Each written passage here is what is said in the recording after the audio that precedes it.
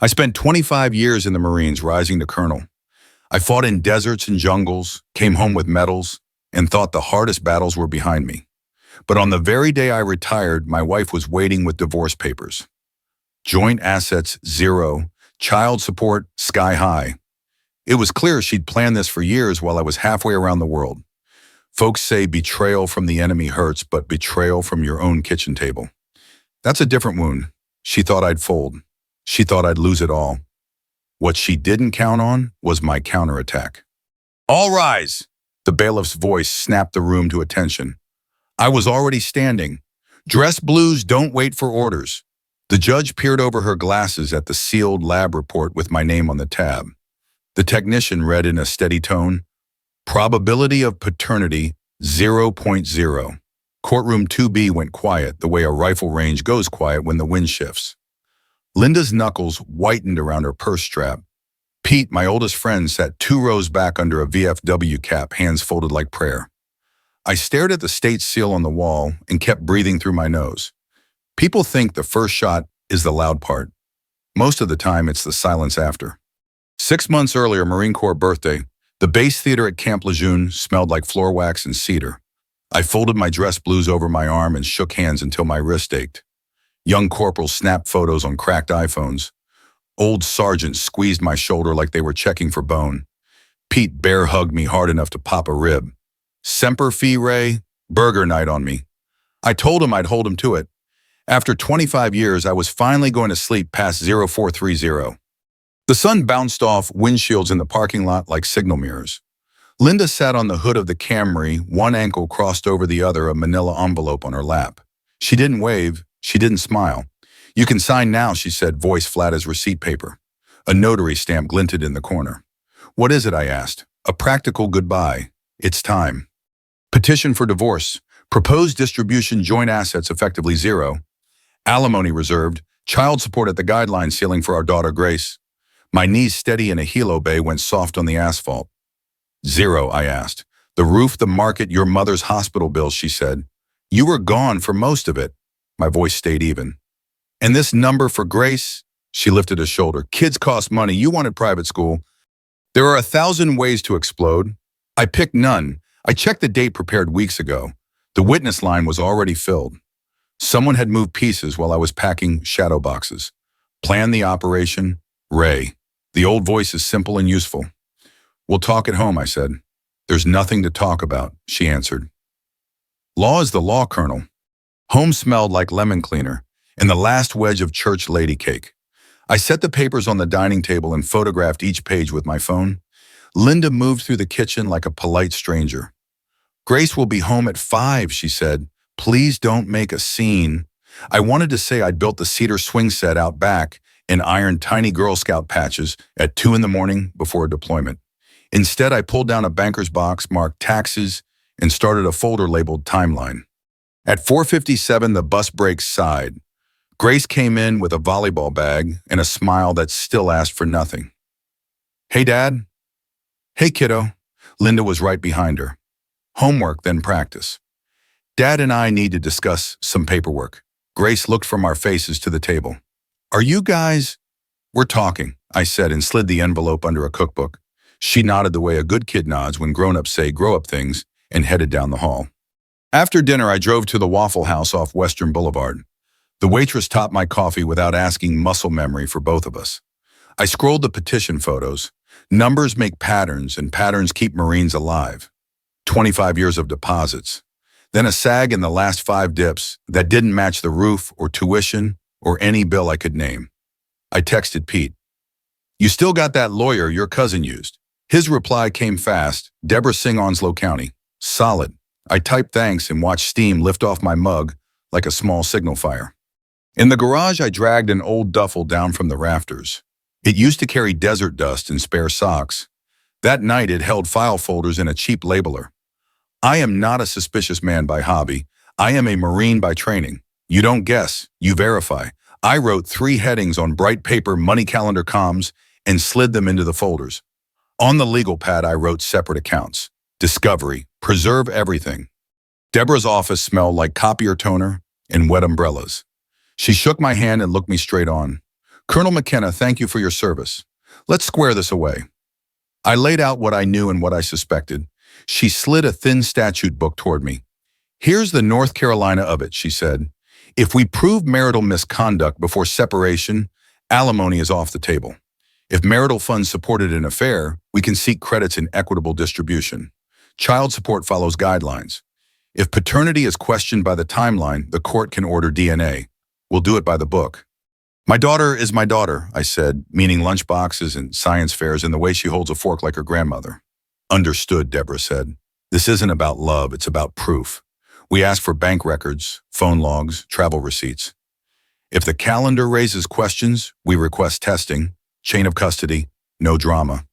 I walked out into a cold wind that pushed pine needles across the asphalt. I tucked the retainer receipt into my wallet next to a photo of Grace at 6, with a missing front tooth and a medal too big for her neck.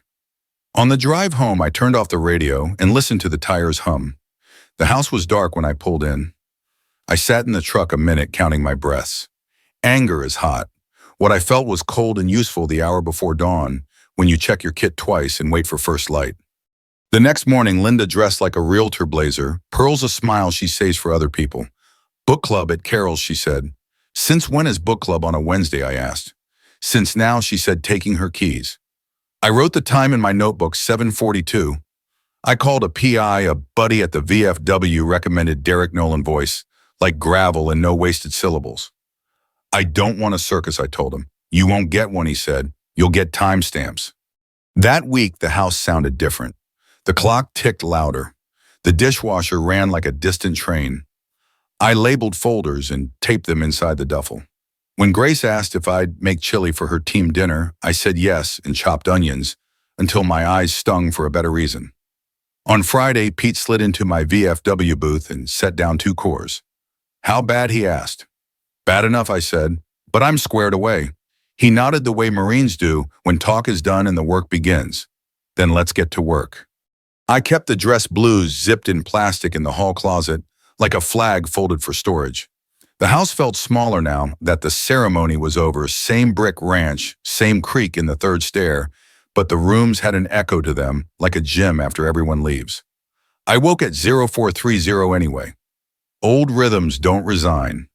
I brewed coffee, black and strong the way Pete calls paint thinner, and stood at the sink listening to the base artillery thump faintly across town. Civilian life comes on like a fog. You don't notice it until the mailbox looks strange in daylight on a Tuesday. I started with money because numbers don't lie unless a person tells them to. I lined up 25 years of Elias slips and bank statements across the dining table like a squad on inspection. The paper smelled like ink and dust. In the first 20 years, deposits marched steady base pay flight, pay tax refunds. 5 years ago, little dips, then bigger ones. A HELOC draw I didn't recall agreeing to. 3 wire transfers to Shaw Improvements LLC. I rubbed my thumb across the line items. There'd been no new deck, no bathroom remodel, just a can of paint and a chipped ladder in the garage. At 0600, I jogged the same loop I've run since Grace was little down Piney Green left by the Baptist church back past the empty lot where a food line used to be before the hurricane. The air had that salt and pine mix that means rain by dinner. I counted breaths 4 and 4 out until my thoughts stopped trying to sprint ahead. When I got home, Linda was at the kitchen island with a yogurt scrolling. I'll need the Camry at 10, she said, like we hadn't detonated a marriage in the parking lot yesterday. I have a thing at the community center. I poured coffee, volunteering, something like that. Pete called at 0730. You alive, Vertical, I said. Good. I'm swinging by with a tool you'll need. He showed up 15 minutes later with a brown grocery bag and an old-school ledger book, green cover, faint grid lines. My grandma used this for her diner, he said. Write it down, Ray. Everything, time, where, who. Don't trust the phone to remember for you. He set a roll of blue painter's tape on the table. Label the folders, he said. You're building a case, not a scrapbook. I wrote headings in block letters, money calendar comms, and started feeding the ledger. March roof repair, $4.800. April transfer, $2.500 to Shaw Improvements. May weekend Wrightsville Book Club hotel charge. I wasn't trying to catch Linda in a trap. I was trying to see the shape of something I should have seen sooner. That truth came with a sting. Marines like to say hindsight is 20/20th. It's not. It's a judge who doesn't take excuses. Grace came in from school rattling a bag of Doritos. Hey, Dad, can you quiz me on civics later? We're doing the branches, and my teacher's a dork about it. I smiled. Checks and balances are a beautiful thing. So is chili, she said, lifting the slow cooker lid, sniffing, then putting it back exactly the way she found it, because she knows I'm fussy about steam. She didn't see the ledger. I slid my hand over it like I was keeping a private letter from blowing away. At 1500, the PI, Derek Nolan, called from a number I saved under Derek and Nolan. He said like he was answering a radio. I tailed her yesterday and today. No show at the community center. Met a male at the Harris Teeter lot. Same guy both days. Contractor's van. Derek Shaw. Photos in your inbox. Time-stamped. I opened the email. Linda in that blazer, sunglasses on hand on Shaw's forearm, in a way married people save for their spouses. They went inside together, came out with no groceries, drove separate to a coffee shop near the beach. I stared until the screen blurred. That night at the VFW, the Friars hissed, and the TV over the bar played a game I wasn't watching. Pete nursed a beer. You're chewing rocks, he said. Swallow one. I told him about the contractor. He didn't say I told you so. He just drummed thick fingers on the table. Linda's been lonely. I said stupid thing to say, but it came out like a reflex. Lonely as a book at midnight, Pete said. This looks expensive. He tapped the ledger when I showed him my notes. This, he said, is your rifle. Keep it clean. Saturday, I cleared the attic because the ledger told me to look backward. I hauled down a box labeled Linda Planners. The cardboard rasped my palms. Inside were spiral notebooks with cute covers, lemon sunflowers, a cat wearing glasses. I flipped to the year Grace was born. Doctor appointments were starred. I counted weeks against my deployment orders. The math made a stone drop in my stomach. It could be fine, I told myself.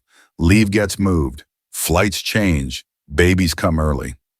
But a second stone dropped when I saw a note 2 months before Grace's birth, Wilmington R. I sat back on my heels and let the insulation itch through my jeans. On Sunday, Linda came home from book club, smelling like hotel soap. She set her purse on the counter and smiled a smile that never touched her eyes. You look tired, she said. You too, I answered. We should talk about Grace's tuition for next semester. We will, she said. After the temporary orders, the court will clarify obligations. Might be healthier that way. Her voice had the kind of calm that comes from rehearsals. I rinsed a plate too hard. It clanged in the sink. She flinched, then straightened like a fencer. Don't try to intimidate me. If I wanted to intimidate you, I said you'd know. I met with Deborah again Monday morning. Her office heater clicked like an old Chevy. I laid out the ledger, the emails, the planner photos. She leaned in, lawyer eyes bright. Okay, she said, pen tapping. We'll subpoena bank records and the HELOC paperwork. We'll request hotel receipts and contractor invoices. We'll also move for a preservation order on her devices, no deletions. And Mr. Nolan's photos go into an affidavit. She flipped a page. The timeline on Grace is sensitive. I'll petition for paternity testing, but we will frame it respectfully. You are not trying to unfather your kid. You are clarifying obligations and the truth. Courts understand nuance when they see consistency. I drove home along Lejeune Boulevard with the windows cracked to let in cold air that kept me awake. At a red light, I watched a young Lance Corporal jog across the crosswalk, PT gear damp with sweat. Face set in that look all of us used to wear around 22. The look that says you know the map even if you don't. I envied him and felt sorry for him in the same breath. War is simple compared to this. You know your flank, you know your enemy. In a kitchen with a woman you promised to love, it's all fog of war. That evening, Grace and I studied civics at the table. Dad, she said, pencil poised, why do we have 3 branches? Because people are people, I said. We need guardrails. She chewed her lip. So is marriage like branches. It's supposed to be, I said. It keeps power from piling up where it shouldn't. She nodded like she was filing it somewhere important. When she went to her room, I wrote one more line in the ledger, guardrails going up. Deborah didn't waste time. First thing she said, open a separate account and reroute your pay. Freeze lines of credit you didn't open, and stop talking strategy in the house. People record each other. If you need to talk, do it from your truck.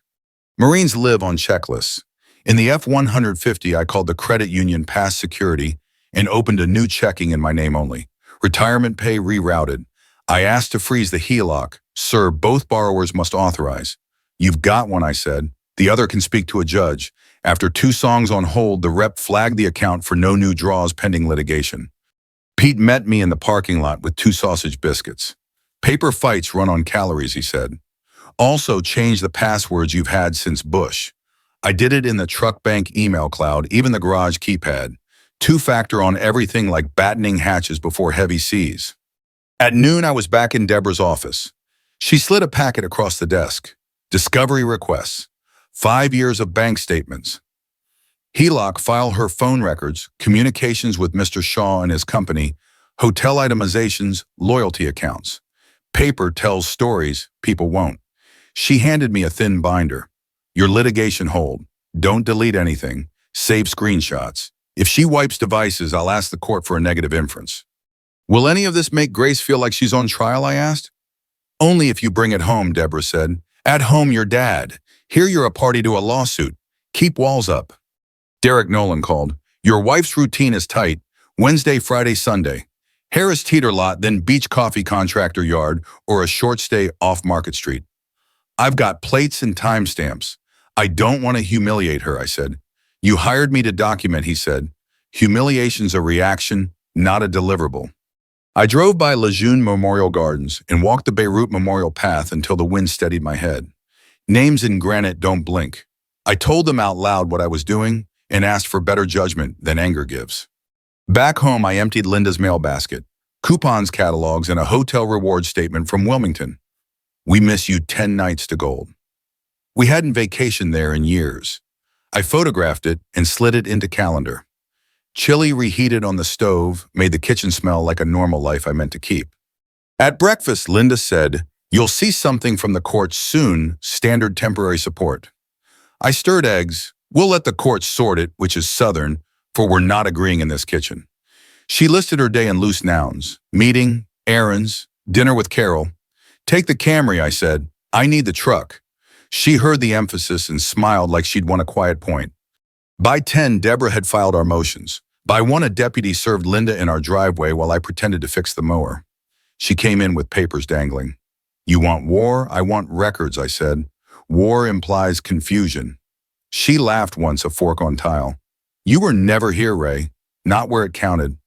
I could have handed her a map of every night I lay on plywood in hot countries thinking about replacing the washing machine. That afternoon, my phone pinged new sign-in to our shared cloud. I changed the password again and shut off sharing. Within an hour, I had 3 voicemails from Linda that started calm and ended high. I saved them. Judges listen different than husbands. Nolan emailed fresh photos before supper, Linda and Shaw at a contractor supply cash purchase, no materials loaded. Then the coffee shop's same patio table under a crooked umbrella. In one picture, she's laughing into her hand, and I remember that laugh from a summer in '99 on the Outer Banks, when Grace built a lopsided sandcastle and Linda crowned it with a shell. You can love a person you no longer trust. Deborah called near closing. 2 things. 1, opposing counsel wants to mediate before the hearing judges like parties who try. 2, I'm filing for paternity testing. The deployment calendar and the OB notes you photographed show good cause. We'll keep the language respectful. No press. I pinched the bridge of my nose. Grace, you do not discuss it, she said. If she asks you, say adults are sorting adult paperwork and you love her. If the court orders it, we follow chain of custody. I slept in the recliner with the duffel at my feet like a war dog. At 0300 rain started. The gutters chattered. I pulled on boots and cleared leaves until water ran free. That was the feeling I wanted in court, not triumph, just flow finding the right channel again. Morning iron shirt, black coffee ledger open. I wrote in block letters, discipline is kindness to your future self. Then I circled it twice. I wasn't trying to beat Linda so much as stop the beating of a man who'd napped at the switch while someone else drove through his savings. Marines don't sleep on watch. When they do, they own it and fix it. Mrs. Copeland keeps a clipboard like a weapon. She's 82 5 feet nothing and runs our HOA camera system out of a spare bedroom with lace curtains and a tabby cat named General Patton. I knocked at 10 sharp with a plate of lemon squares I did not bake, but arranged to look like I did. Morning, Mrs. C. Ray from over on Miller. She kissed the air near my cheek. Colonel McKenna, you're too thin. Sit. The spare room smelled like lavender and hot dust. Two monitors showed the neighborhood entrance and the mail kiosk timestamps rolling in green numbers. I set the lemon squares down. I hate to ask, but could we look at the last few Wednesdays between 7 and 9 a.m.? She didn't flinch. I keep everything for 30 days. The board trusts me with more than their husbands, and rightly so. We watched. There's a particular loneliness in staring at a quiet street through a machine waiting for your life to walk by. At 7:49 a.m., Linda's Camry eased out right turn toward the Harris Teeter. At 8:18, a contractor's van with Shaw Improvements in vinyl letters rolled past the entrance from the other direction. 8:23, the van returned slowed near our cul-de-sac, then kept going. Mrs. Copeland tapped the screen with a fingernail, painted the brave coral color old lady's favor. That fellow's been around 3 weeks, she said. Never comes in, just cruises. She looked at me over her frames. You boys in the service learn to watch patterns. Am I wrong? You're right, I said. The cat leapt to the desk and kneaded a stack of envelopes. Can you send me those clips? She nodded. To your lawyer, too, she said, like she was handing over evidence from a war crimes tribunal. I promised to bring her real lemon bars next time. Deborah filed the HOA footage with our motion for temporary relief and equitable distribution credits. Marital waste doesn't need a smoking gun, she said, highlighting entries in my ledger. It needs a string of cash outlays with no benefit to the marriage. Hotels transfers to a contractor who doesn't do work on the marital residence reward points that don't belong to family trips. Judges are people. They know when something smells wrong. Nolan kept feeding me timestamps like a metronome Wednesday coffee, Friday contractor yard, Sunday short stay motel off Market Street, same room twice, number 214. He shot from across the street with a long lens light rain beating on his jacket. In one sequence, Linda fumbled a door key card while laughing the contractor close enough to breathe her air. I saved the photos in a folder named simply Evidence and felt like I was labeling a fox in the henhouse fox, still a fox. On Saturday, I called the credit union and asked for the HELOC file. A week later, a banker handed me a photocopied packet in a manila folder that smelled like toner and stale coffee. Here's your draw history, Mr. McKenna. Half the draws were electronically authorized during deployments. Signatures looked like mine, but too tidy, the kind of neat you get when you're rested at a kitchen table, not the scratch of a man signing on a laptop in a tent with his wrists still vibrating from rotor wash. I compared the dates to Linda's planners from the attic. On 2 of the biggest draws, she jotted Wilmington R. I couldn't tell if R stood for restaurant renovation or a man's first initial. I didn't like any of the answers.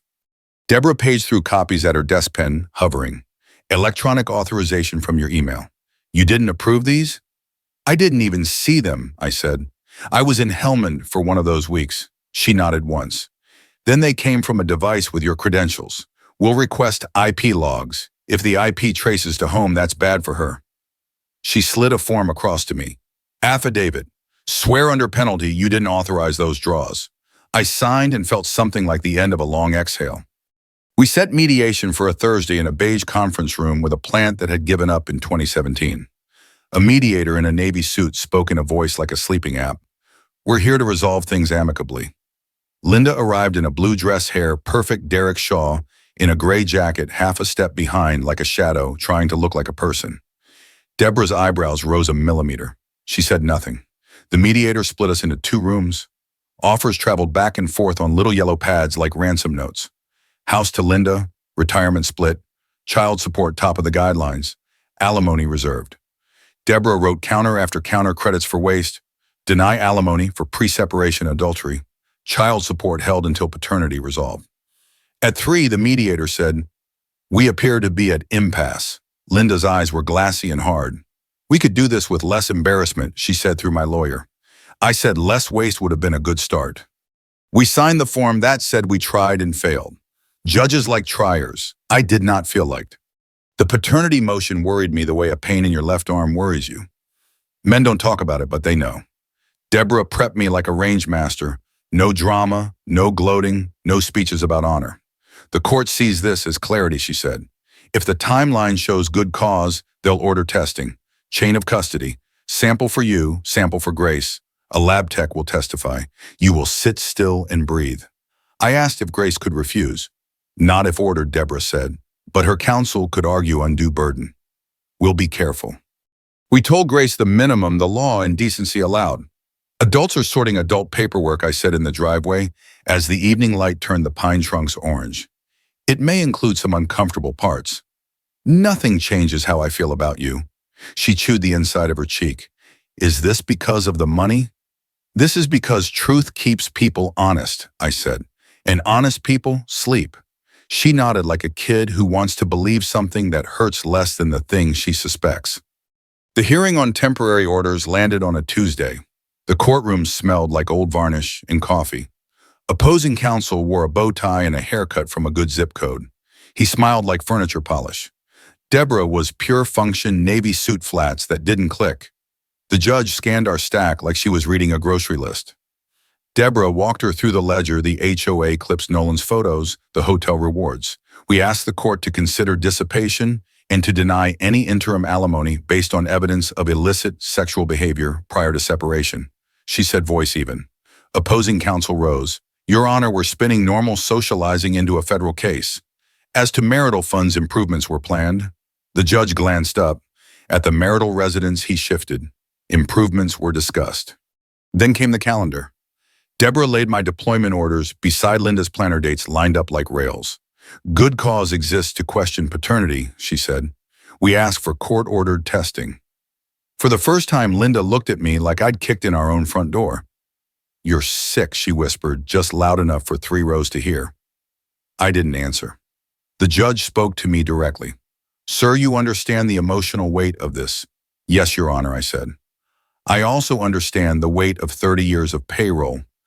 I want to do right by the law and the child. She nodded once. Petition granted, standard chain of custody, no disclosures beyond counsel until further order. On the way out, the hallway felt too narrow. Linda brushed past. You always needed an enemy, she said. You should have tried being my friend. I didn't tell her about the shifts I traded to make recitals, or the sinks I fixed at midnight, or how many nights in hot countries I wrote our grocery list on MRE sleeves. Because writing your wife's name at the top keeps a man sane. I just said friends don't empty accounts in secret. Nolan met me at the truck and handed me a drive the size of a fingernail. Everything so far, backed up twice. Pete texted a thumbs up and a burger emoji I didn't know his phone could make. Deborah called before dinner. We're set for mediation, failed temporary orders, pending discovery continuing, and paternity testing schedule. Next up is a public hearing on equitable distribution and support. Keep your ledger, keep your calm. That night, I sat at the kitchen table with a glass of water and the hum of the fridge for company.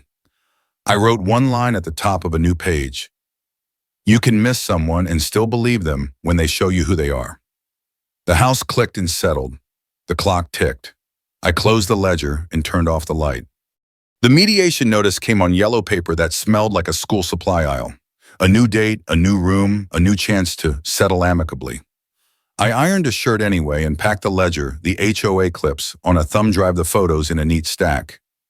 Deborah set her laptop on the conference table and plugged in a quiet fan that blew on her hands. You don't have to speak, she said, but if you do keep it to here's what I can agree to, here's what I can't. I nodded. She slid me a peppermint. It helps with dry mouth, she said. Marines don't mind dry anything, but I took it. Linda and her lawyer came in smelling like a department store. Derek Shaw sat in the waiting area pretending to text. His foot jittered like a sewing machine. The mediator, a different one. This time, Heavy Glass's voice like a librarian split us into rooms again. Offers walked across on legal pads, house to Linda retirement, split by formula child support at the top line alimony reserved.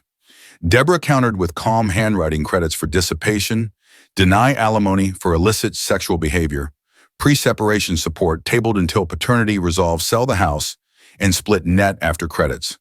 The pad returned, no sale. Husband vacates within 30 days. Deborah wrote, not agreed. By lunch, the sandwich tray looked like a crime scene of lettuce. The mediator folded his hands. Without movement, we're at impasse. I said nothing. Linda's lawyer did his soft smile. My client wants certainty, he said. So do I answered. That's why I brought evidence. Deborah closed her laptop with a quiet click that sounded like a period. We signed the sheet that says we tried. Outside, the sky had that blinding Carolina blue that makes no promises. At 3, I drove to Grace's JV game because lawsuits don't cancel teenagers. The bleachers were aluminum cold. Mothers in windbreakers shouted the kinds of encouragement that sound like commands. Grace's ponytail flashed as she set a clean pass. She saw me and did the smallest chin lift hey before putting her head back in the game. I clapped when I was supposed to. Linda sat on the other side with Carol back straight, talking in little bows to other parents. When the whistle blew, Grace trotted over pink-cheeked. "We did okay," she said.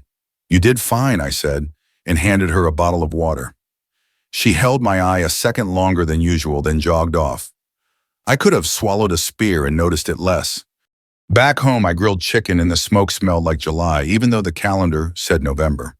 Linda brought in a bag of salad like a prop. "We can make this easy," she said to the air. "You mean expensive," I said. She exhaled through her nose, a sound like a horse being polite. "You were always better with missions than with people." "People are the mission," I said, and plated the chicken.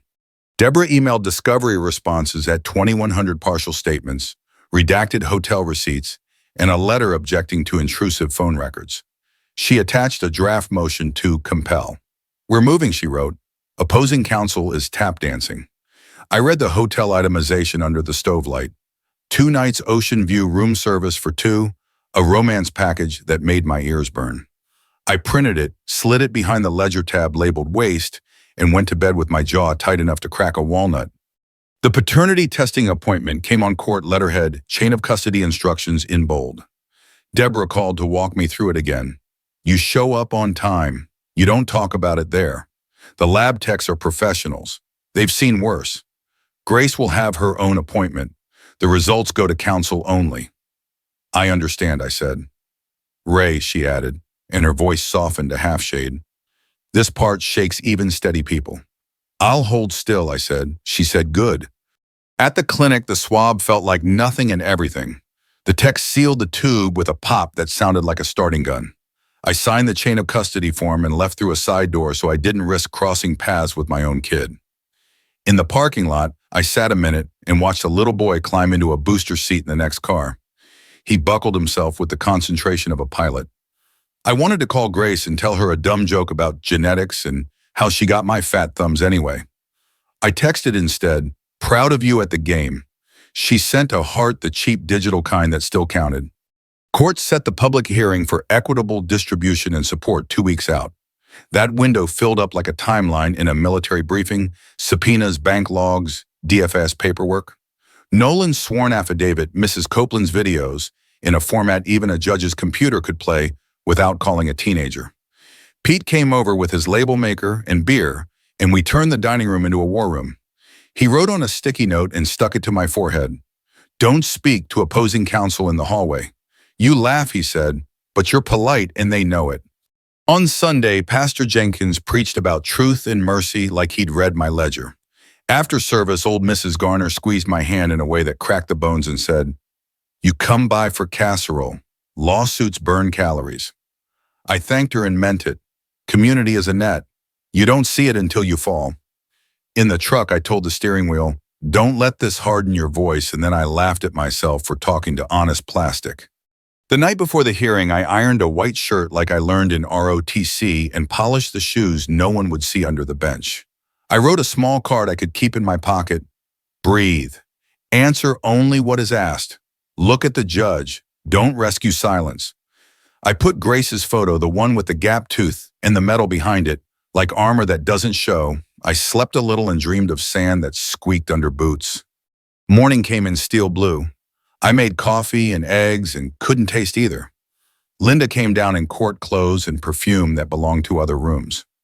"You don't have to make this ugly," she said, like we were choosing paint. "Ugly happened already," I said. She lifted her chin. "You'll look small in front of everyone." "I look like a man who brought receipts," I said. She laughed without mirth.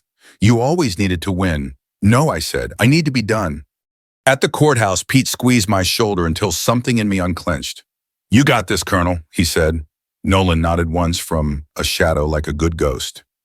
Deborah found me outside the courtroom and handed me a thin folder. "We walk it straight," she said. "No flourishes. Let the paper do the talking." The bailiff opened the door.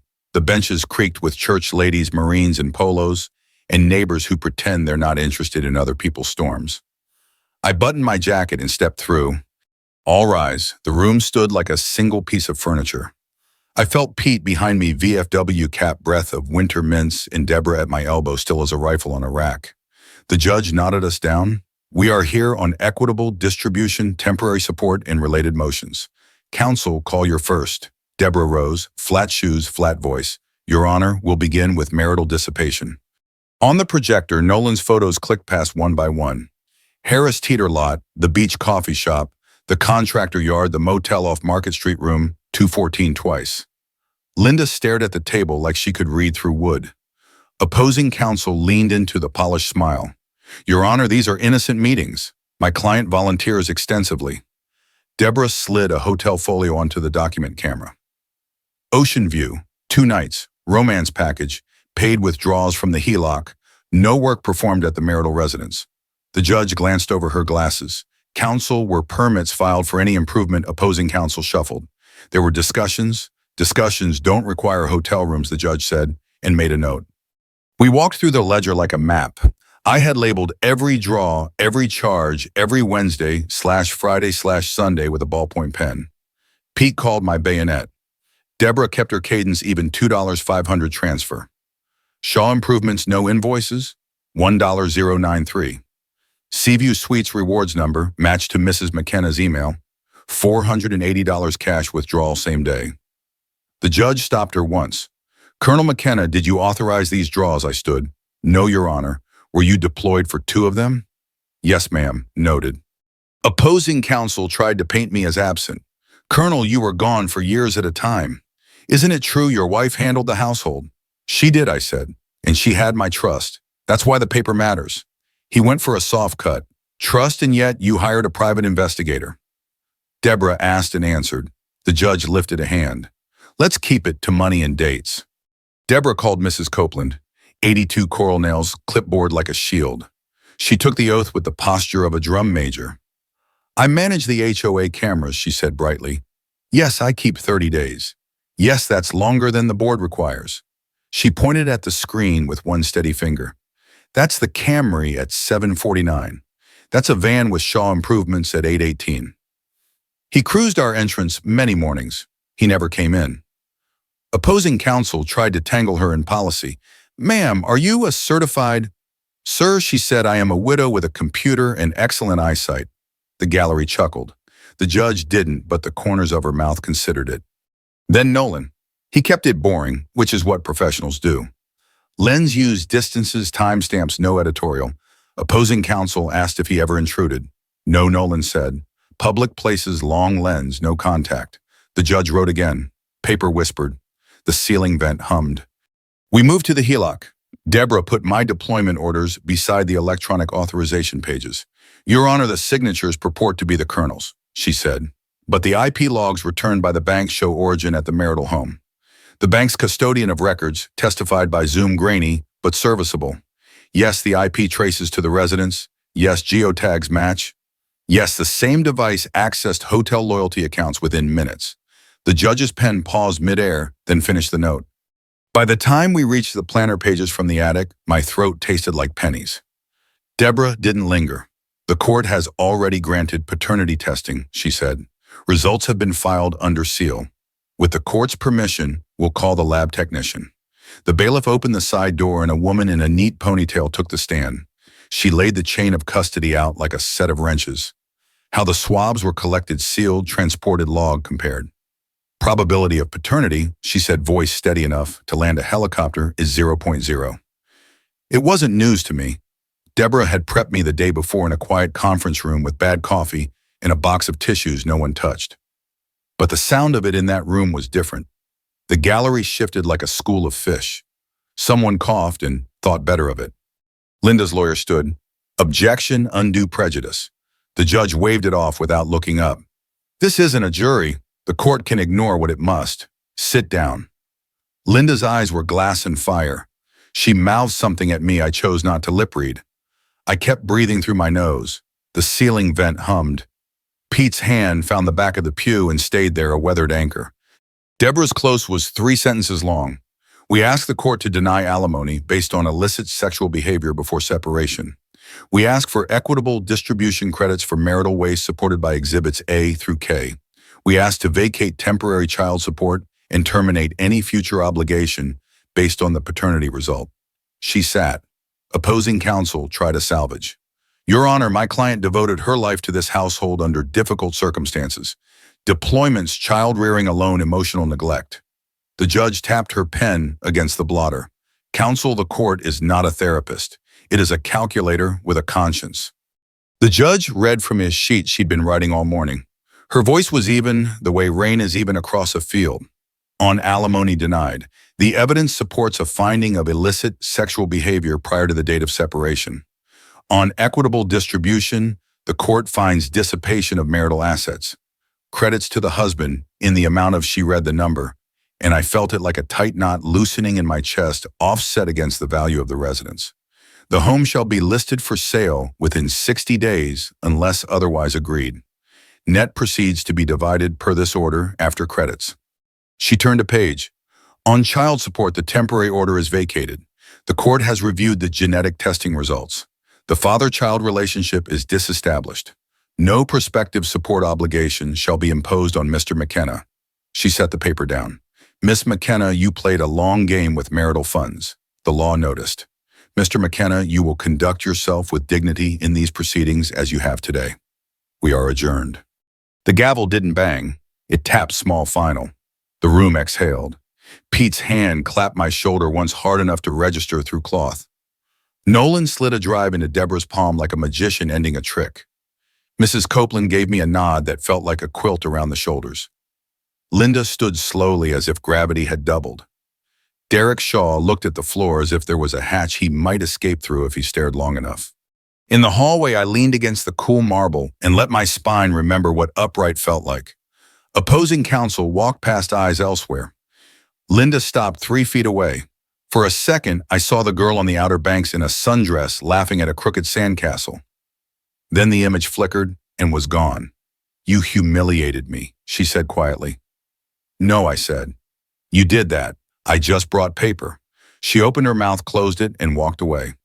Out on the steps, the air had that clean bite it gets after a front moves through. Pete handed me a styrofoam cup of coffee someone had conjured. You kept your bearing, he said. You didn't crow. I took a sip that tasted like burnt hope and relief. I didn't win, I said. I stopped losing. We stood there a minute watching cars thread the lot. A siren wailed far off on Lejeune Boulevard and then was gone. Deborah joined us, flipping her folder shut. Next, we execute the order and close the loop, she said. Today was the hard part. I looked at the courthouse door where people with problems go in and different problems come out. Hard isn't always bad, I said. Sometimes it's just honest. I didn't celebrate. Marines learn early that crowing brings weather. I drove to Jeff's Burgers on Henderson Drive because grief and relief both taste better with a hot plate. The bell over the door rang the same way it did the first week we moved here, when Grace was 6 and wouldn't eat anything but grilled cheese cut into triangles. I slid into a booth cracked along the seam and ordered coffee that had been on the burner too long. Pete texted from the parking lot, "You want company?" I typed back, "Not yet." He sent a thumbs up shaped like a mitten. I set an envelope on the Formica and tapped it with my index finger until my nerves settled. Inside was a printout that said, "Trust agreement," in letters so dry you could strike a match on them. The waitress brought a burger because she knows I have a tell when I've done something hard, I forget to ask for food. On the house, she said. I paid for it anyway. Earning what you eat is a habit that never stops fitting. Grace arrived in a windbreaker and Converse with a grass stain on the toe. She looked older than yesterday and younger than she'll look tomorrow. She slid into the booth like it was a truce. Mom said court was awful, she said, eyes on the salt shaker. I took a breath that measured the room. Court did what court does, I said. It sorted paper. It didn't touch love. She blinked hard and nodded like her head hurt.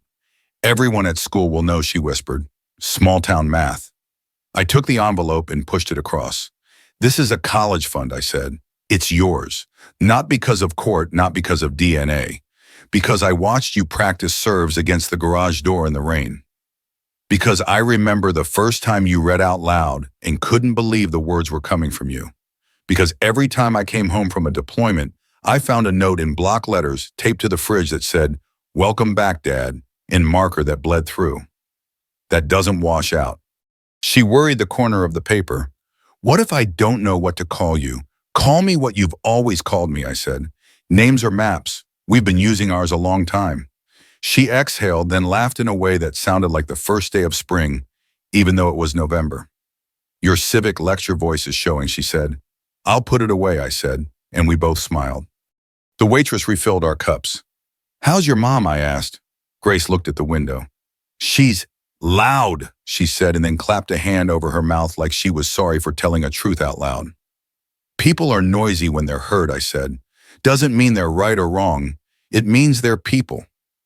We ate like a pair of field hands, quiet, fast, honest. Before she left, Grace stood awkwardly by the booth. "Do you need help with the porch light?" she asked. "It flickers." "I always need help," I said, which is also a map. The next week, I put the house on the market because the order said 60 days and I prefer 45. I patched nail holes and touched up paint with a brush that shed a hair I'll find next spring in a different house. Mrs. Copeland stood on the sidewalk with her clipboard like a dress sword. "We will miss your disciplined garbage cans," she said. "And your flag." "The flag goes where I go," I said. "The cans are replaceable." She handed me a Tupperware of real lemon bars, proof that mercy and jokes can live on the same street. Sundays found me in the kitchen measuring coffee like mortar. I coached rifle safety at the VFW to 3 teenagers who thought trigger discipline applied to text messages too. I fixed the screen door for Mrs. Copeland because she asked by not asking. On Tuesday mornings, I walked the memorial path and read names. On Wednesday nights, I stood in the back pew at church and sang louder than I used to. It turns out truth opens the throat. Linda and I communicated by email and counsel like grown-ups who can't be trusted with matches. I didn't write her long letters about the summer of '99 or the wind on the Outer Banks. Nostalgia is a fine whiskey, one finger, not the bottle. I stayed polite. When she needed a document, she received it. When she sent a barb, it landed in a folder called Correspondence, not in my bloodstream. You don't have to drink everything you're offered. Grace came on Thursdays with laundry she could do herself, but didn't, which is how daughters tell you they're still in the house even when they're not. We cooked chili and talked about checks and balances and how feelings are not branches of government, but should sometimes act like them. She told me one afternoon that she'd been afraid I'd vanish when the lab result came back. "I am not a lab result," I said. "I'm a man who knows how to show up." She nodded in that slow way that means learning is laying down roots. One evening, I found the dress blues still zipped in plastic in the hall closet. I took them out and hung them for air. The cloth held the shape of a younger back. I thought about the courtroom and the quiet after the lab tech spoke. People think the bang is the proof. It isn't. The proof is the ledger, the receipts, the patience to let paper do what anger wants to rush. A Marine fights by the book because books outlive mood. When the house finally sold, I stood in the empty living room and listened to the air move. The realtor, a kind boy who still says sir without irony, handed me a pen that squeaked on closing day. I loaded the last box into the F1, 150, the ledger, the trust papers, a photo of Grace at 6, with a gap tooth in the too big metal, and an old can opener that will outlast the internet. Pete honked from the curb. "New place has better fishing," he said, "and worse HOA newsletters." "I know a woman with a clipboard," I said. "We'll be fine." The story doesn't end with a parade.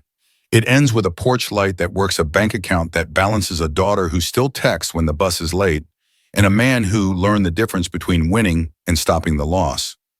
If you're listening and some part of this sounds like your kitchen, your driveway, your mailbox, write it down. Talk to someone who looks you in the eye. Build a ledger, bring paper, hold your bearing, and when it's over, don't salt the earth. Replant. If this story found you, if it steadied your hand or softened your voice, share it with someone who needs a guardrail. Leave a note about the moment you decided to choose truth over fury. And if you want more stories that walk the hard line between everyday life and hard-earned justice, stick around. We'll keep the coffee hot.